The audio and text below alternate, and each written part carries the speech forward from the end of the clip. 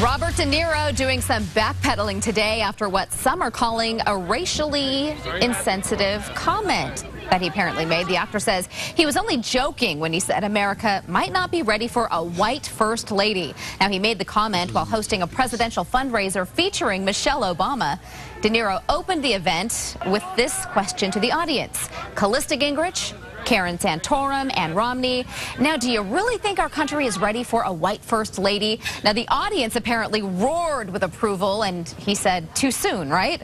Well, Mrs. Obama's spokeswoman called the joke inappropriate, and Newt Gingrich, for example, says the racial reference to the Republican wives was inexcusable, and he is demanding an apology from President Obama. What do you make of this? Are you offended by De Niro's comments, or do you feel some people are being too sensitive? When did we get so thin-skinned?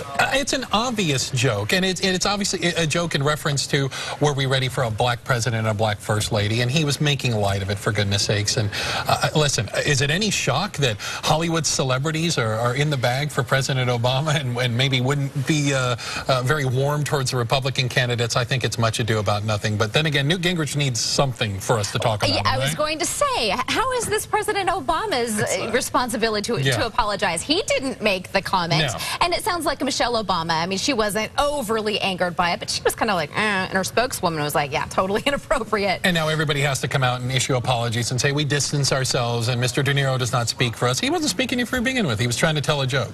And apparently it didn't fall on deaf ears for the audience. They loved it. They were clapping at it. Exactly. It is other folks who happen to hear about it who are now sounding off saying this is just wrong. Oh, come on. No. All right, well, let's get to what you're saying. Jim Carpenter writes in saying, look what we've become.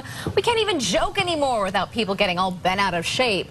We all need to take a step back and look at what's important, and this isn't. Bradley Sisko says, while funny and harmless, it's an election year and everything is put under a microscope.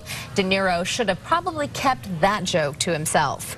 Judy Reynolds writes, sometimes people say things that they think are funny and it bombs.